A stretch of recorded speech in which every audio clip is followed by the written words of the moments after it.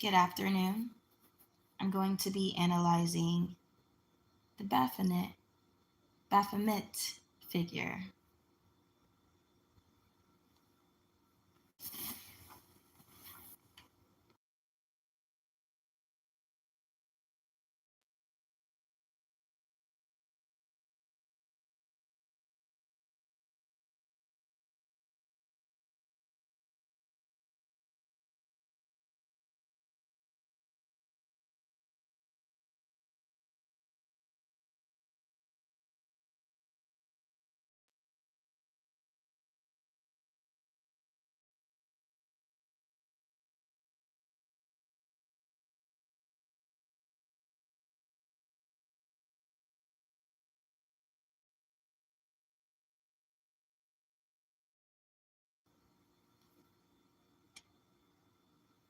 All right, so good afternoon.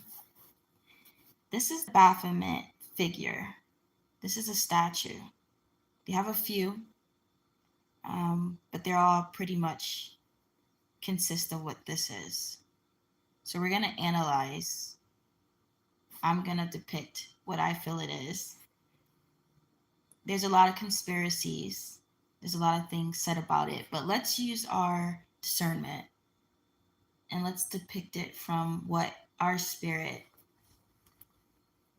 can tell us. So, off the bat, this right here, let me see if I can zoom in. I'm on my Acer computer, my old school. Bear with me.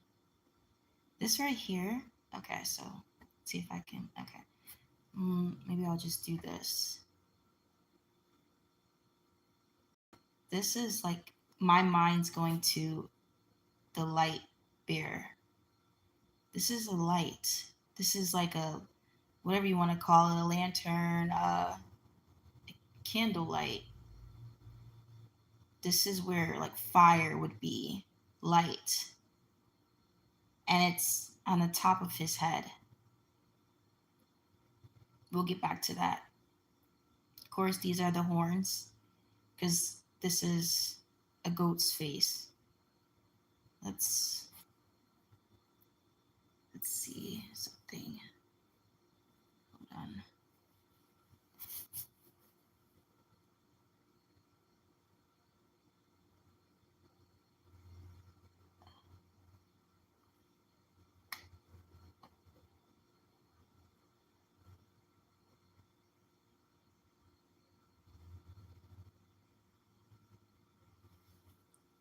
Again, this is my old school Acer. It doesn't have any update. I just pretty much use it for when I do my projects, my uploading and things like that. So let's see what a goat looks like. So we can, for the ones that don't know what they're looking at exactly, we're going to depict this. Okay, so any goat is fine, I guess. Let's do this little cutie. Okay.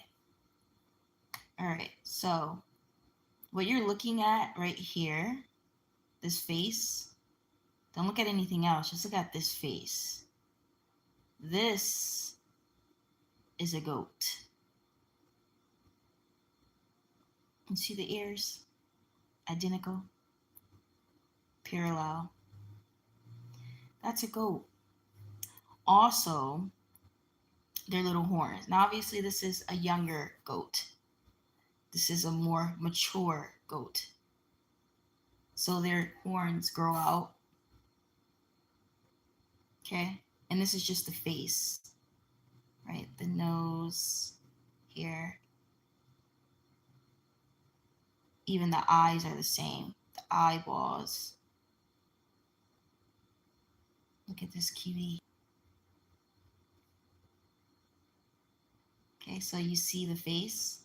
This is a goat's face. All right. So we got that. Let's go back. Let's find one with longer horns. So let's see this one. This is a well mature goat. Hopefully this is the picture. Okay, so it won't give me the, okay, there we are. Look at those horns. Look at that face. Look at that.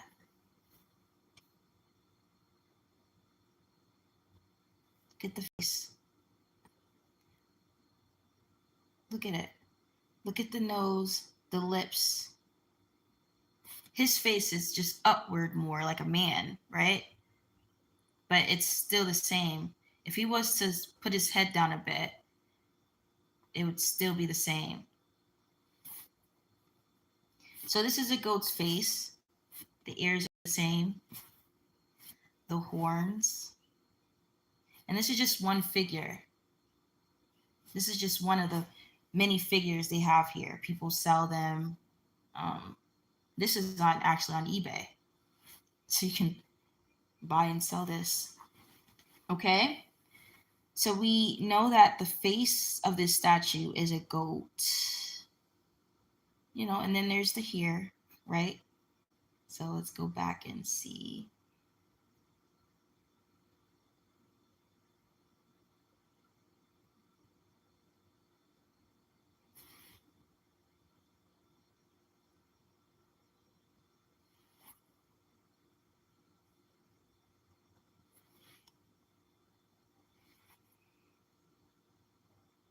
Okay, so here's one with here.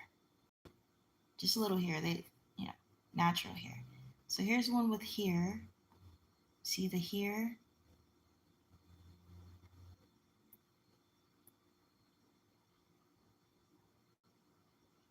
This cutie. Same face. Same ears, horns. Okay, so we got that.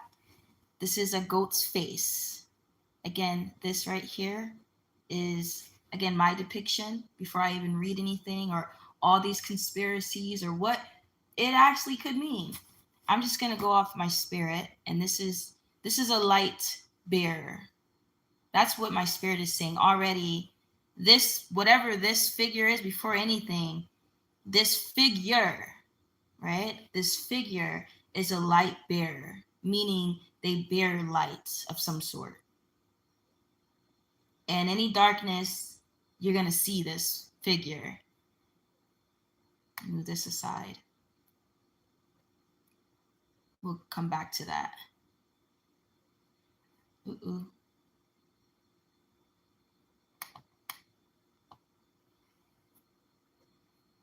And again, this is where my mind goes.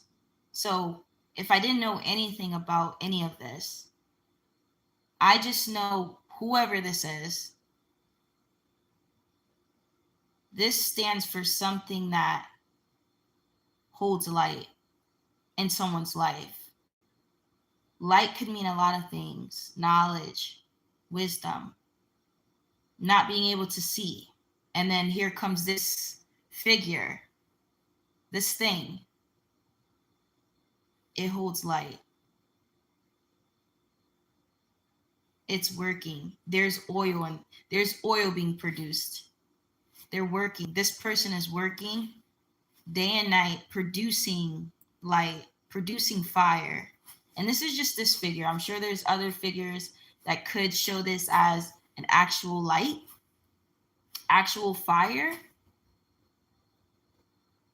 So already that is what my mind and my spirit goes to before anything.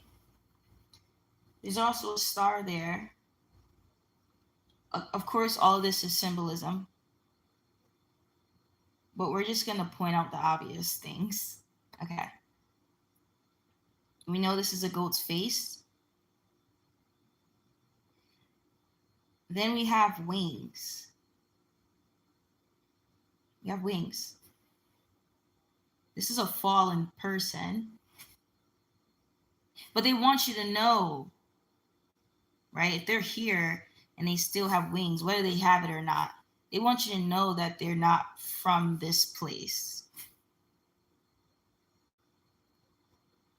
That they're from somewhere else. They've fallen, or they can go to and fro. They want you to know. But with all of that, the first thing and the main thing that comes to my spirit is just the fact that this person knows things. As you see the hand gesture up above and down below.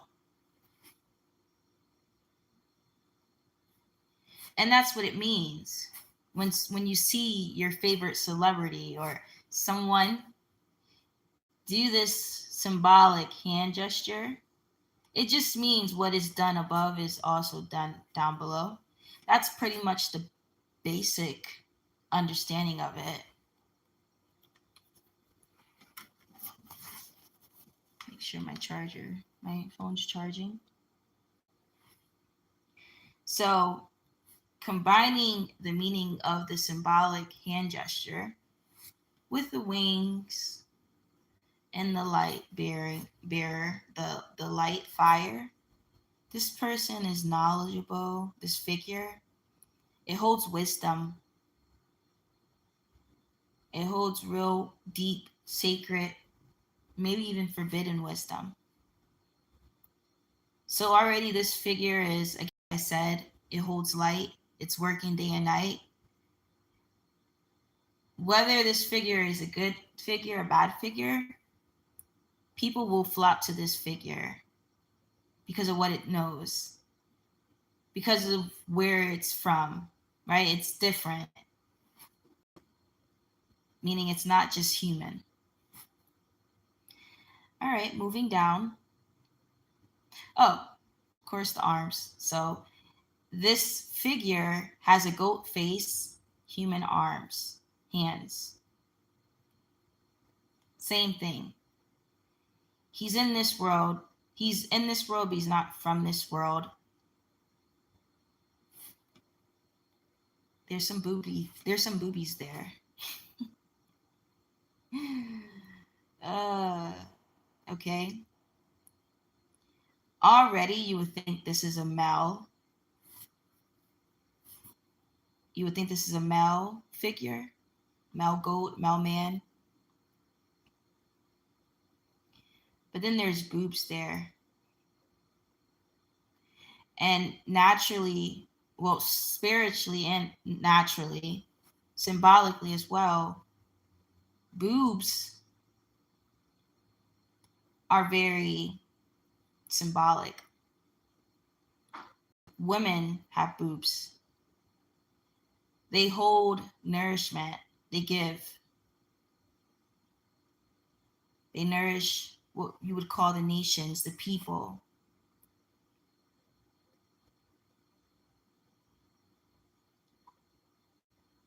Moving down.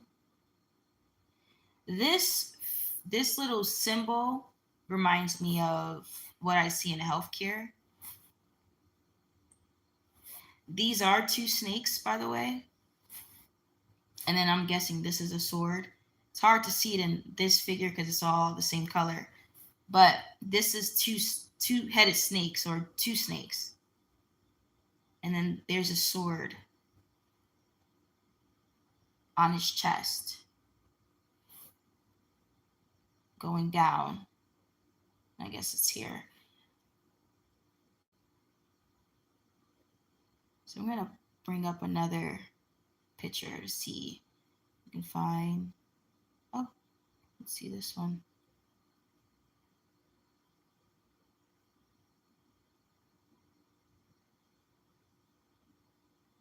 Okay.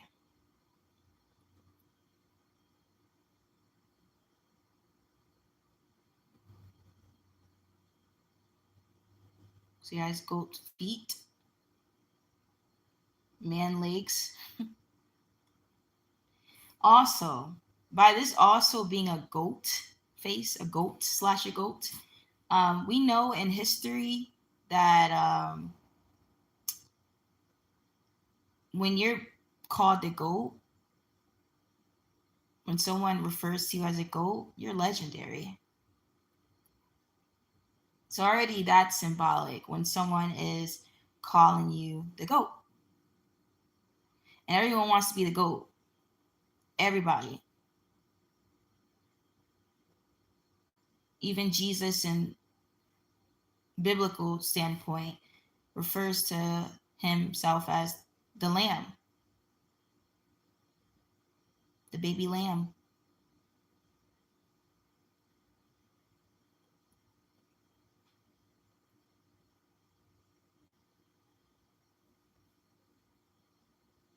So this is just one figure someone has.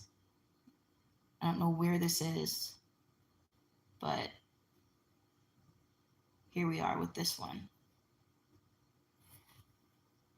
Let's see what else they have. All right.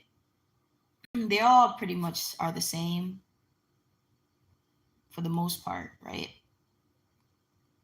And if you want to read about it, then you can read about it, but pretty much it's a symbol. It's a cult. It's big in the occult world. I'm just kind of scheming around. What else? Very popular in the satanic world.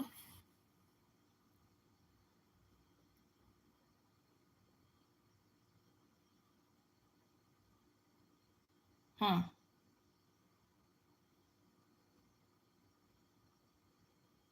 Okay. This one right here. This is a popular one. I've seen this. Let's see if I can find it. Get a bigger picture of it.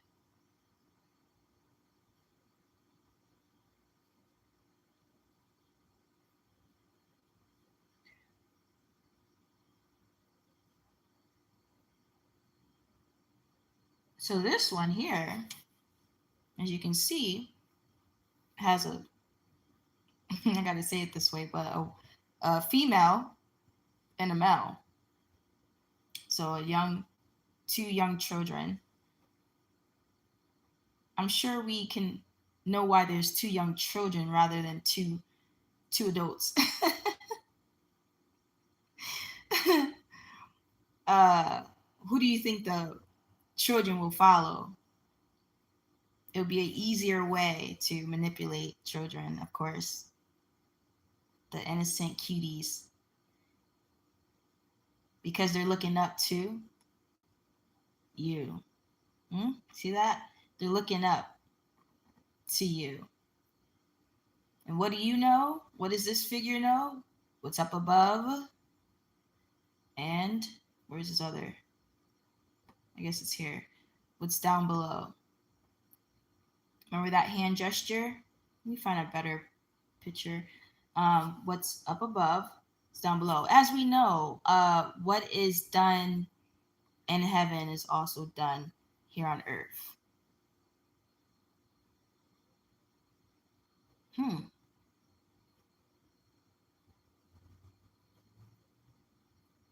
There it is.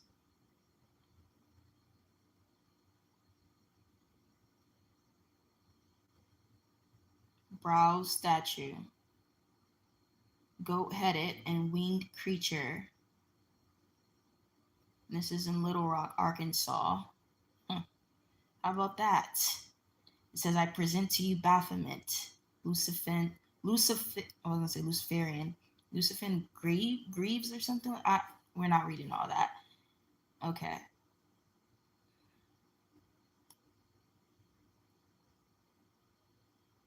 So it says, the figure is a symbol of pluralism, legal inequity, equality. Listen, I'm all messed up today, but we get it. Hopefully you're reading along. Let's see what else. Okay, let's go back to the figure.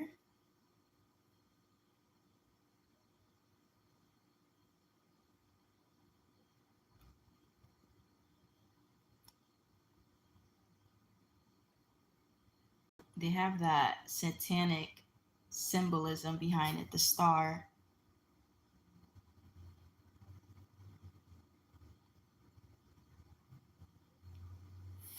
Let's see what they're saying.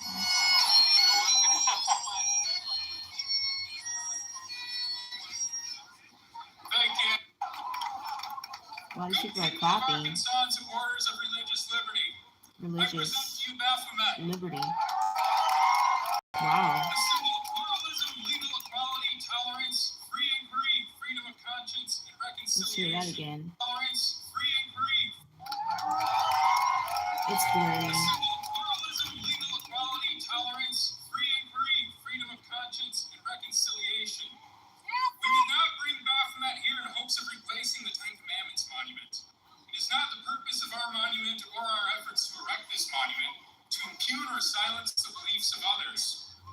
Despite what you have probably heard, the truth is the Satanic Temple never asked for the Ten Commandments monument to be taken down, nor do we ask that Baphomet be erected to the exclusion of any other monuments of religious significance.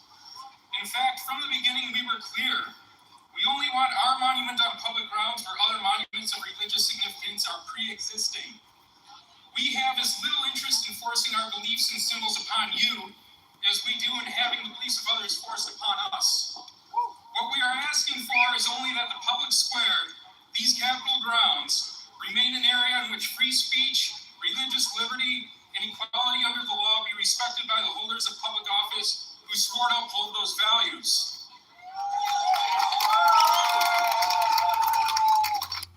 Yeah, whatever. What is their need for a statue then? What's the need for it? Why need to necessarily publicize such an idol?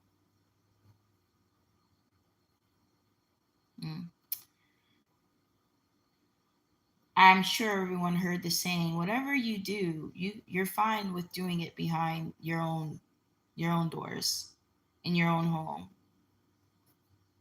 Mind your dang business, and others will too. But if you're going outside, you're asking for attention. You're asking people for their for their input on your business. Exactly that. Here's another figure of it. This one is pretty much the same one, just in a different tone of color.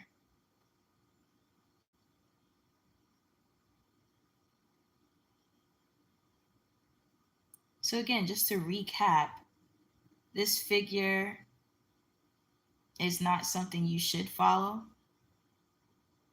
It's an idol. That's for one. And it's just, this right here is reminding me, especially this light here that comes from him. Whether you want to believe it's a false light, you don't trust anyone, right? You take what anyone says with caution. You test them, right? You test the spirit.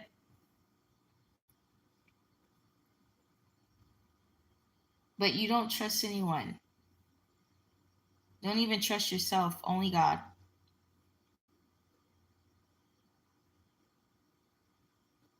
And that's pretty much it for the statue. That's what the statue is, and that's what the statue will look like.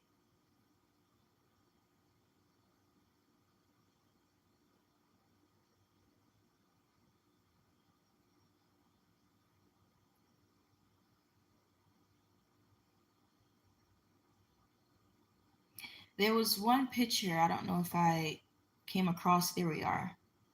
So it was the first picture I seen where it looks like this is the moon at his feet.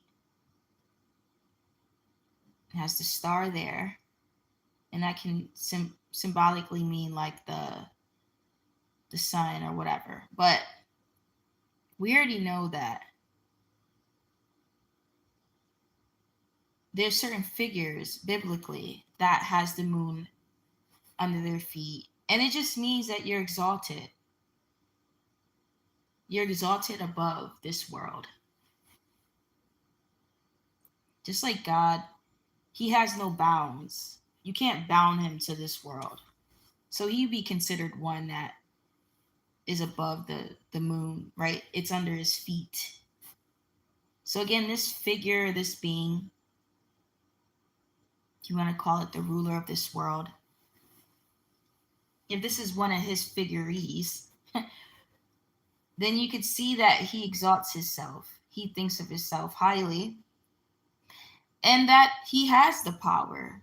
He has the power. So he's one of the ones that has light, has been given the light to bear it. And people are able to follow him, right? Like he has a seat.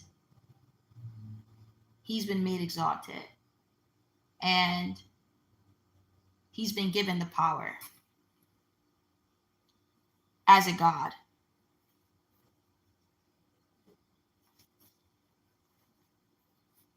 He's like the mini God. He's the God of this world. He's the ruler of this world.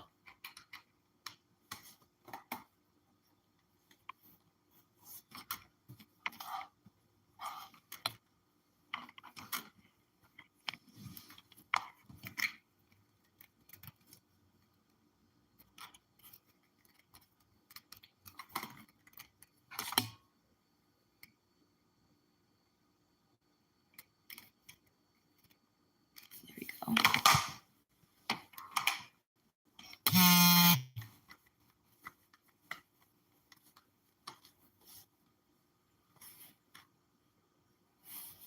All right, so that's pretty much that. There's nothing else to it.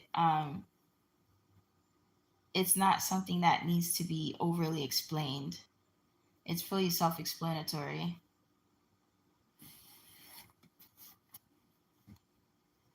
And just to pretty much keep everything simple, just keep straight. Do not worship any idols, any statues. And I mean any and all. Because if there's a statue of Jesus, let's look up the statue of Jesus.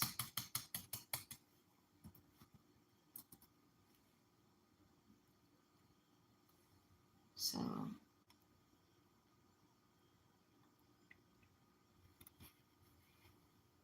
now that I'm older, and it's been like this for a while now, I don't wear any crosses.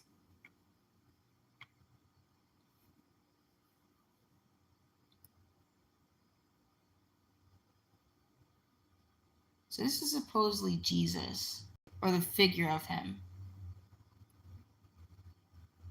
And I guess you could say, oh, it's fine because it's kind of showcasing just, I don't know, peace and peace for all. The the hands and the arms up like that.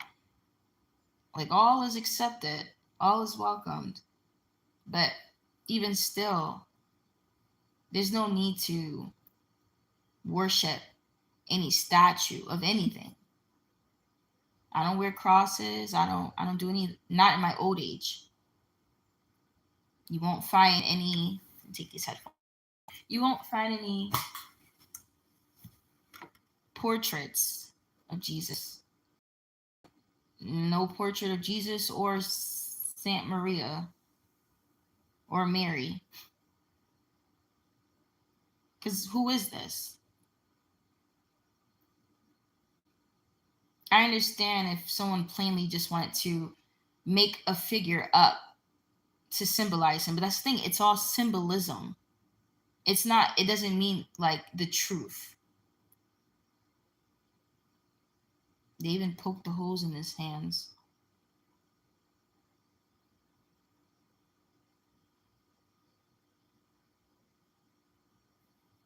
Don't buy this stuff. Don't buy this stuff at all. If you follow Jesus, just follow him in your walk with him. You see, this is all maturity in the spirit. Growing up, we've seen all these things. We've seen many crosses. You see all the celebs, right? That's also telling you something. They do that to mock God. Every celebrity has cross necklaces, crosses in their video, crosses on their wardrobes. They don't just do that because, oh, they're just followers of Jesus, and because Jesus, was crucified on a cross. But while they're wearing these crosses, What are they putting out? What is the music that they're putting out? What are they showcasing in their videos? It's yeah. What are they showcasing? So it's all mockery.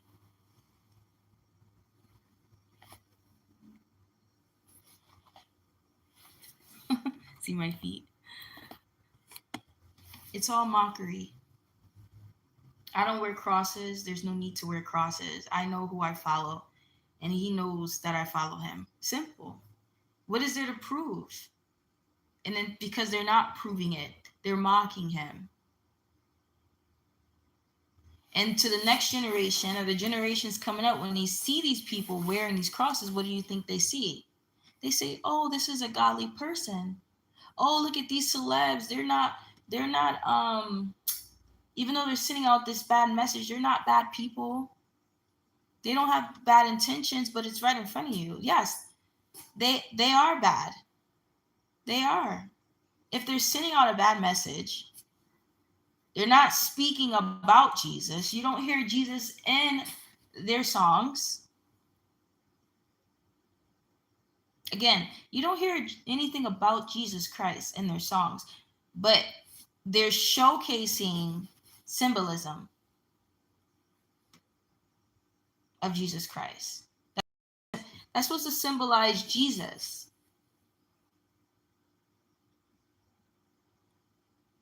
But they're not doing it for that purely. They're doing it to mock him, to send a message to the younger generation that, look, you can do this, you can sing about this and still follow Jesus, still be a follower of Jesus.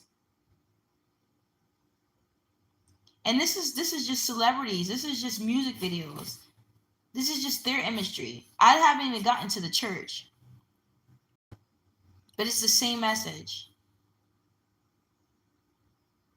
When these people that are head of these houses showcase themselves to be holy,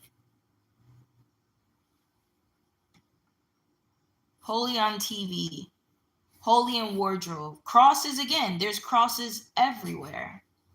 There's crosses outside their churches, their buildings.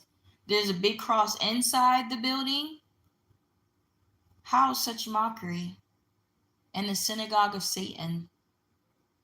And inside those buildings with all those crosses that are mocking Jesus Christ.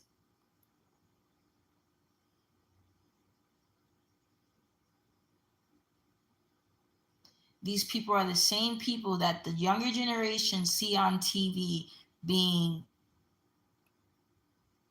exposed for predatory behavior, all sorts of things. But it sends that message that this is what's in God's house. This is Jesus Christ followers. This is what Jesus Christ is about. You see how it sends that mockery? They know this. That is why you hear some of your friends or your neighbors say, I'm not following Christianity. I'm not following Jesus. He's a hypocrite. This is that in the Bible. You hear them say these things, blaming God for what people have chosen, blaming the synagogue of Satan for mocking him. They're blaming God for the mockery. God did not tell them to mock him. They chose to. They chosen to stray you away. But you're angry at God. You've turned away from God because of what their motive was, and they succeeded.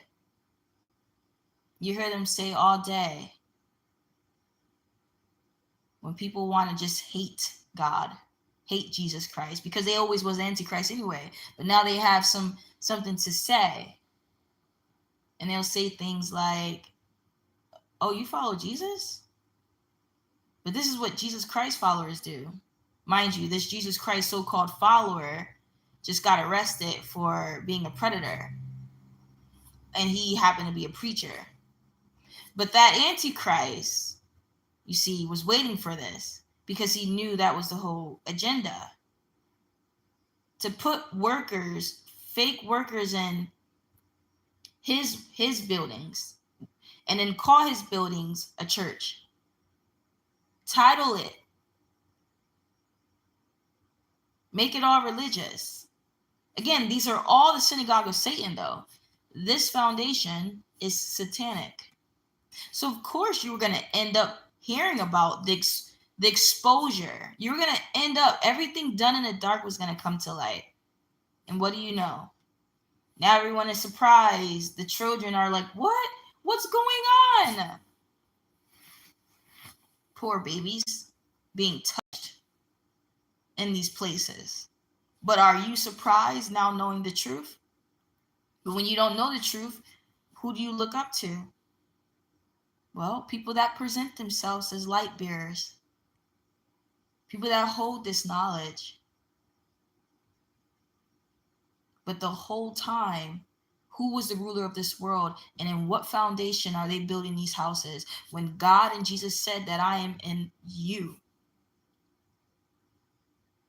I am in the body of Christ. I am not in those places. And when he went to those places physically on foot when he was here, he stepped in these synagogues.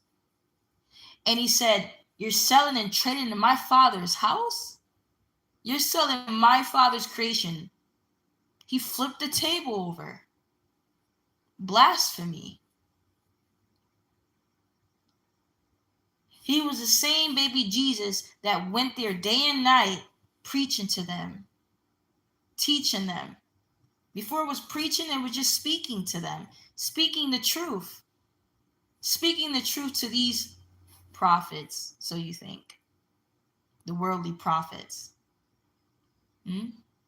This little boy was teaching them, and he not stepped foot in these churches. He came to them. He presented himself to them to show, right, to showcase who God is. And of course, they were going to be threatened. Of course, what do you think? You're an imposter, and you're facing the truth. How about that reflection? How you feeling? You're not feeling too good about it. So what do you want to do? You want to hide that person. You want to prison them. You ultimately want to do away with that person. And so, of course, that was their intention, but God had a plan. God had a time. You couldn't touch him because they wanted to touch him when he was still in his mother's womb. But it wasn't time. But just to make that point, they always wanted to do away with him. Of course, because again, he came into this world to expose darkness. He came into this world to show the people who God truly is, what a God is. Because if you don't know, then you don't know. But once you see, now you see. You can do better. You are better. Understanding. Right? That's mercy. That's forgiveness. That's understanding. And Jesus on the cross said those things. Forgive them, Father, for they don't know what they do. For they don't know. They don't see. They don't see. Make sure my phone's charging. He gave us time to repent, to just, give us time. And that's why they say he died for our sins, because we were dead in our sins. There were people, shepherds, leading us, leading the people, still is, right? Have taken high seats in the spiritual realms and the physical. What is done above is done below. It's a spiritual warfare. That's where the war is for your soul. That's why they say don't sell your soul. And that's what it means when someone says sell your soul. It just means to give all that you are for nothing. I say nothing because it's nothing to me, but to someone it was money. It was survival. I guess it was fame. It's giving away your integrity, bowing down, kissing feet to unworthiness, to filth. Listen, Jesus kissed his servants' feet. That means something. That means whoever feet he was kissing, he believed in. He believed they were worthy. He believed they could be. But listen, we're talking about selling your soul to the ruler of this world and what that may mean. What does that look like? Oh, I did it for fame. I did it for money. Okay, but what does that mean to you, your soul? Well, you don't get no respect anymore. Not me, not them, not Satan, not no one respects you. Because you're weak. You've chosen weakness. You've chosen the easy path. Do you see? I did it for fame. I did it for money. I did it for survival. What about the rest that choose not to? When Satan tempts us and tells us that, listen, I can give you rubies. I can give you this high seat. I can give you women. I can give you men. I can give you all the things your heart desire. And you ain't got to work for it. I can just give it to you.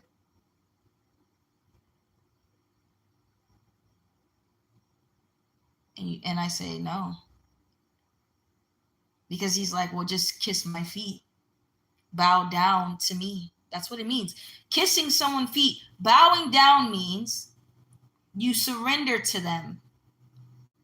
You give your will. Everything is taken from you, is given to them. You are not your own. And if we were a servant to anyone, let it be our creator. He didn't create us. Satan did not create us. The serpent did not create us. He was given the power. It doesn't mean that he's always right or he's wrong. It doesn't. But who created us is the only person I serve.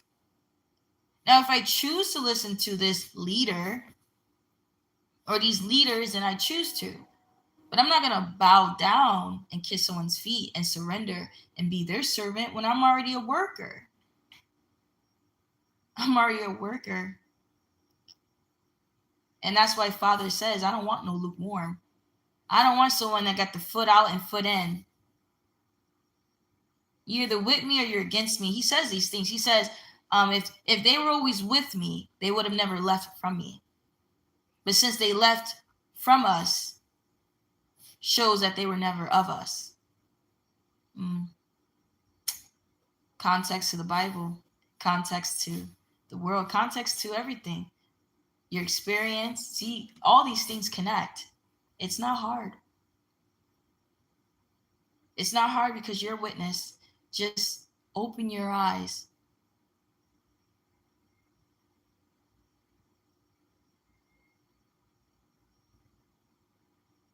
That is what selling your soul is.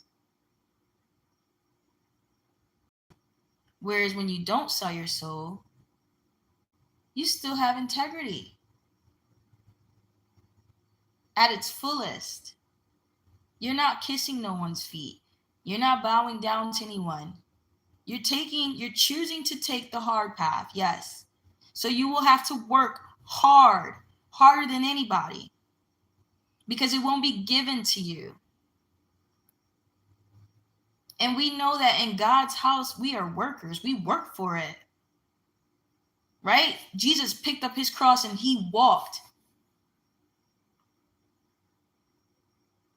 He carried it. So that alone should tell you, why would I want to bow down and kiss someone's feet and surrender to someone that's telling me that everything will be handed to me, that I don't have to work for it? That's not even me, right? That shouldn't even be in you. Whether you're a man or a woman, because he made us equally. He given both man and woman integrity, both women and man courage, and it's your choice. It is ultimately your choice, whether you're a man or a woman. Are you going to pick up your cross and carry it? Are you going to drink the cup that was passed to you individually? But if you don't want to, then yes, you will sell your soul. If you don't want to, then yes, you will be that person that's saying, yes, I will change for this amount of money. I will do this for this amount of money. You can't trust those people, you see? It's so obvious. You can't trust people like that. When it's time to hold their ground, they'll leave. They'll surrender. And it doesn't take the end for you to figure out that gender had nothing to do with it, because you'd see, I think in the Bible it says, when the time comes, you will be surprised at who it was that deceived the whole world. You'll be surprised because for some reason, the way the program made it to be, that people are surprised when they see men that are weak and women that are strong. And it's like, it had nothing to do with gender. It had to do with the spirit of a person. So yes, I am maybe mostly, probably stronger than most men out here. And there's men that are stronger than some women out here. But we're all created equally. We all choose to build ourselves up, or we choose to cheat in life. We all can choose to work for what we gotten, or we can steal.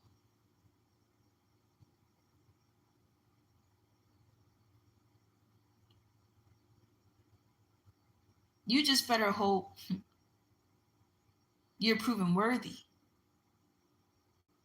Because at the end of everything and at the beginning of everything, that's all that's going to matter. Your sanity, your life. And I'll end it there.